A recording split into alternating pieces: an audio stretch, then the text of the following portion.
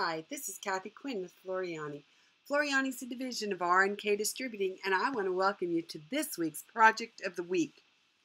Well, I've been seeing some really pretty heavy trims on clothing, and I thought I could make a trim. So I'm just going to show you one little facet. I saw a trim that had some beautiful flowers on it. So I thought, how could we do that? So let me show you how to make a flower to put on trim. We're going to come up to our custom shapes, and I'm going to left mouse click. I'm going to come down until I get this flower. Now with it, I just love the fact that I see the dimensions on the outside. And I'm going to bring this flower down to about, I don't know, probably around 1.5. There we go. Now that's good. 1 3/4 is good. Well, a little bit smaller because I want to do this rose to make trim. Okay, though, so there I have it at 1.5. Now what I'm going to do is I'm going to get a second flower, just the same. Only this flower I'm going to change the color of. Whoops, I passed it. There. Well, there it is. Okay, so I'm going to change the color of this one, and I'm going to bring it down till it fits inside this flower. I'm going to give lots of room around the edge, but you'll see what I'm doing in just a moment. Okay, so let's make this one right in here. Okay. So now that I've got the two flowers, I'm going to select all items. I'm going to come up to our align feature, and I'm going to align them. Now once they're aligned, I'm going to come down and I'm going to combine this. So when I combine it, it's stamped out basically. It took a stamp out of here. So now with this selected, I'm going to come down and I'm going to use our auto satin on this. It looks really cool. So I'm going to click it and 3D it, and I've got this nice little auto satin around here. Now the next thing I'm going to do is I'm going to go ahead and I'm going to come back and I'm going to go get that same flower. And let me change the color of it too. Let's bring it down. We're going to go ahead and fit it in.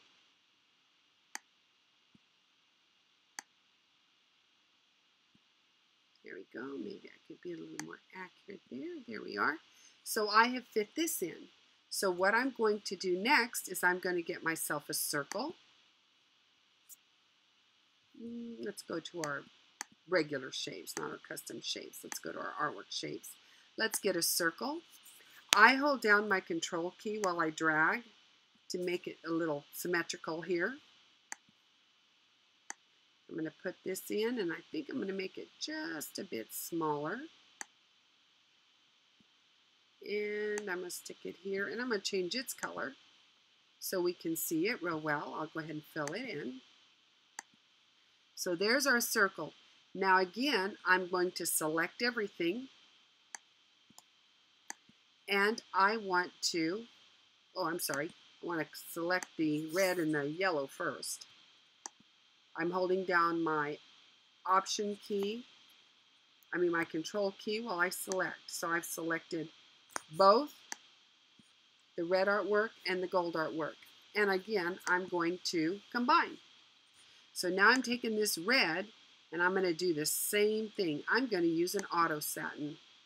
So now we have a different look because this is kind of running over itself. And now I will come in and get us another circle. And we could have copied and pasted these and set them aside so that we wouldn't have to guess on the sizes, but that works pretty well. I've got that circle. Again, I'm going to come in, let's get a gold, and with it selected, I am going to use my auto satin one more time. Now look, whoops, I want it in gold. Let me select him again. He does not want to select, so let me come over here. There we go. And so now I have a gold. this is going to stitch really, really cool as it stitches out. And I can stitch out a row of these to make a nice row on some trim. In between these rows, we could add leaves, we could add crystals, we could put sequins, but I have started seeing some gorgeous trims on the bottoms of jeans, around the bands on jackets. They're just bottom of blouses, and they are actually made and sewn onto the clothing. They're not made on it. They aren't embroidered directly on it. But I thought this would be just a fun, different kind of flower made to go on that. So I hope you enjoyed learning a little bit about playing with the artwork and how we cut it out and cut it out. And I've got my 3 rows to make my flowers.